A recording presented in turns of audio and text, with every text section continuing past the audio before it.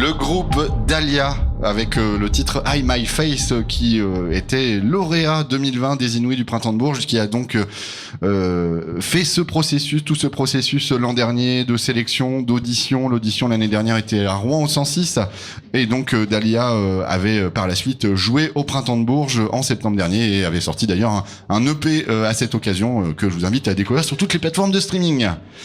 Et puis maintenant, on va recevoir Roche Noire au pluriel, un projet musical électronique du coup du Rouennais Clément Durand. Bonjour. Bonjour. Tu vas bien Clément ? Super, ça va, merci.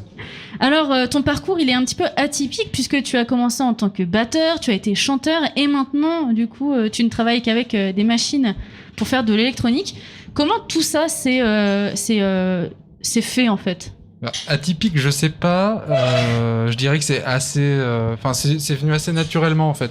La batterie, je suis passé au chant, de projet en projet. On fait des maquettes, on fait des démos sur ordinateur, on se met à la prod, plus ou moins. Et puis tout d'un coup, je me suis mis à produire un peu par hasard des morceaux plutôt électronique. Est-ce que pour toi il y a un déclic, parce que du coup on s'est connus un petit peu dans une vie antérieure quand tu étais dans le groupe Lasco. Absolument. Je dis pas de bêtises, qui était un groupe, un très bon groupe de pop rock, très british dans l'esprit, qui a sévi à Rouen. Alors je dirais peut-être vers les années 2010, 2012, 14 par là. Ouais, c'est ça exactement. Ouais. Et donc c'est vrai que te revoir maintenant dans un autre projet où là du coup t'es dans un projet de techno vraiment. Ça a été quoi le déclic à un moment donné où t'as lâché la musique alors je vais peut-être me faire des ennemis parce que je sais qu'on me regarde là à côté, lâcher la musique organique, la musique jouée avec instruments pour arriver sur une musique plus synthétique et du coup faite avec des machines purement. En fait, fatalement, le fait de changer d'outil et d'utiliser, de travailler uniquement sur ordinateur, ce qu'on appelle MAO, quoi. Travailler sur ordinateur avec des synthés, des choses comme ça, a fait que je me suis retrouvé à faire ça. Et en fait, en effet, il y a eu un déclic. Le déclic, c'est que j'avais envie de monter donc un projet un peu seul et de me retrouver un peu face à moi-même avec les problèmes et les avantages que ça comporte.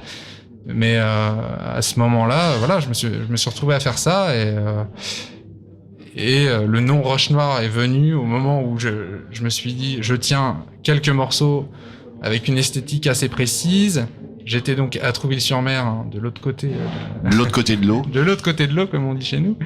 Et donc, du coup, le nom Roche Noire. Et voilà, là, après. Et pourquoi Roche Noire, d'ailleurs? C'est un hôtel? C'est un hôtel à Trouville, un ancien hôtel. D'accord. Tout ça. On connaît mal, hein, Trouville-sur-Mer. Mais c'est pas là où il y avait Marguerite Duras, etc. Absolument. Tu as étudié ton interview. Tout à fait. Ouais, puis en fait, accessoirement, c'est un endroit sur la plage très, très naturel. Voilà. Est-ce que, du coup, ton parcours, justement, comme disait Mathieu, de musique organique, entre guillemets, encore une fois, va influencer aussi... Je veux pas me faire des ennemis en disant que la techno n'est pas de la musique organique. Hein. Voilà. Est-ce que ça va influencer aussi ta façon de mêler tes sons, de les enchaîner, de passer de choses dansantes à des choses peut-être un peu plus calmes, plus planantes? Oui, alors, en fait, j'avoue que la base, c'est que je voulais donc un projet, monter ce projet, comme je disais tout à l'heure, me retrouver un peu seul face à moi-même. Et du coup, en fait, je me mets aucune barrière. Je fais les choses très naturellement, très intuitivement, et c'est voilà, les choses sortent comme elles sont, et j'essaye le moins possible d'y retoucher, en fait. Et tes morceaux sont parfois assez, comme je disais aussi, planants, profonds, surtout denses. On a pu retrouver d'ailleurs un de tes morceaux pour une performance il y a quelques mois. Est-ce que c'est une direction artistique que pourrait prendre justement aussi ta musique, plus pas dans la cinématographique, mais dans cet univers-là Vous voulez parler de choses comme des choses très ambiantes et tout ça. Exactement. Ouais, mais alors dès le début, j'avais ce truc-là. Et en fait, c'est toujours un jeu d'équilibre entre quelque chose de très club, comme dit Mathieu, de choses techno et de quelque chose d'ambiant. Et pour en revenir à ce que disait Mathieu aussi tout à l'heure vis-à-vis du groupe dans lequel j'étais auparavant, très tourné vers l'Angleterre et tout ça, je trouve qu'en Angleterre, ils ont ce rapport à la musique, notamment la musique électronique. Il y a beaucoup d'artistes qui arrivent à casser un peu les barrières et à faire des choses hybride comme ça. Et juste par rapport à cette question de musique électronique et ton background, est-ce que les musiques électroniques c'est quelque chose que t'as, je sais pas, peut-être un petit peu découvert sur le tard, sur ton background, enfin du coup, je sais pas, j'imagine, est-ce que c'est quelque chose qui s'est construit, ta culture électronique, elle s'est construite en même temps que t'étais en train de créer Roche Noire? Ouais, c'est tout à fait. D'accord. Exactement, c'est exactement ça, ouais. Avant, j'étais complètement tourné vers des choses très rock. Donc c'est vraiment tout nouveau, très nouveau pour toi, quoi, en fait. Ouais, enfin, il y avait déjà évidemment pas mal de choses plus ou moins électroniques que j'écoutais, voilà, mais ça a accentué le projet Roche Noire a accentué mon écoute, quoi, vers mon regard sur ces musiques-là. Et dans le processus de création, justement, est-ce que construire un morceau de rock et construire un morceau électronique, tu y vois une sincère différence? Non, pas vraiment. Non, d'accord, donc tu composes tes musiques comme tu faisais des morceaux avec des musiciens auparavant. Exactement, la seule différence, je crois que c'est justement que j'ai beaucoup moins de barrières. C'est une plus grande liberté en fait, notamment sur le timing des morceaux par exemple, ou quand on fait des choses... Voilà, sur des choses pop rock, voilà, on va être sur un couplet, refrain, tac tac, un pont. Ouais, j'allais justement te poser cette question de la structure. Est-ce que c'est des structures que tu reprends en fait dans tes morceaux électroniques? Non, tu t'es émancipé de ces codes-là, quoi. C'est un peu en roue libre. Là, on va être sur un concert audition d'une 30aine de minutes. On a pu le voir avec Étienne et Thomas tout à l'heure. Il va y avoir aussi une prestation, ce que véhicule un artiste sur scène. Quand on est seul à manipuler des machines, comment on fait pour réussir à avoir cette prestance justement et être présent avec les gens qui sont devant? Ça, c'est une excellente question. Surtout dans un contexte où le public va être assez restreint. Ouais, bah, c'est sûr que c'est pas évident. Notamment, en plus, le format des 30 minutes pour moi est... Ça fait 2 morceaux. Ouais, non, mais c'est ça. En effet, voilà, j'ai des morceaux assez longs. Et puis même en termes dans un concert en général, j'aime bien avoir le temps de faire rentrer les gens dans l'univers dans lequel, voilà, que je fais.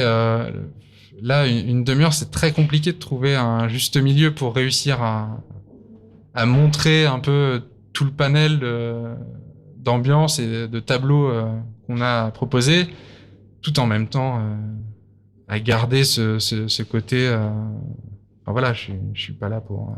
Du coup, comment tu vas construire ce set de 30 minutes? Parce qu'on disait, tu vas faire des choses un petit peu plus dansantes, plus club, comme il a été dit auparavant, et des choses plus planantes, ambiantes, etc. Du coup. Et moi, je rajoute une autre question. Est-ce que tu as été coaché pour ce set de 30 minutes? Est-ce que tu as eu des conseils? Enfin, sans parler de coach.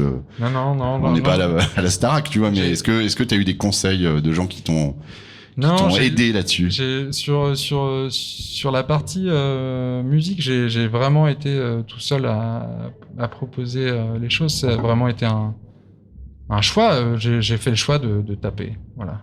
Ok, donc il faut qu'on s'attende à du dur. Oui, voilà. C'est bien.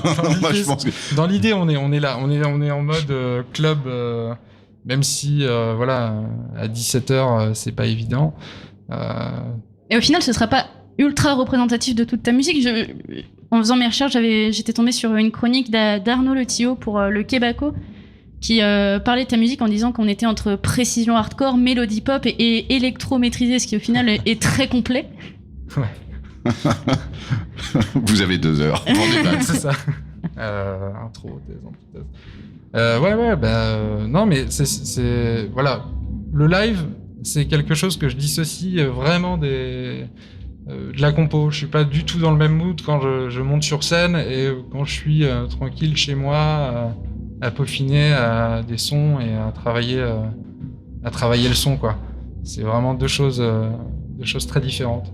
Tu parles de composition, il y a 1 an sortait ton EP, à peu près, à 1 ou 2 semaines près, à peu près. Made to Disappear, est-ce que tu as d'autres projets du coup qui sont en cours ou qui sont amenés à sortir là prochainement? Ouais, j'aimerais beaucoup sortir un EP là, très, très prochainement, dans les prochains mois. J'ai d'ailleurs, je suis très content parce que là, je vais signer avec le label rouennais Mouton Noir. Notamment pour la sortie de ce futur EP. Donc il n'y a pas encore de date, il n'y a pas encore de... Voilà. Mais j'espère qu'on aura l'occasion de se revoir à ce moment-là. Avec plaisir. Tout à fait. Mathieu, je crois qu'il y a Ça commence. un concert qui commence, Ça y une est, audition qui commence. c'est incroyable. Ça fait tellement longtemps qu'on n'a pas vu de concert que on pense que cette scène est totalement irréaliste aujourd'hui. On va voir 4 groupes sur scène. On va les recevoir à l'antenne durant toute cette émission. Et justement, il y a actuellement Die Crap qui s'apprête à monter sur scène. Et c'est parti. On va leur laisser la place. À tout à l'heure sur West Track Radio.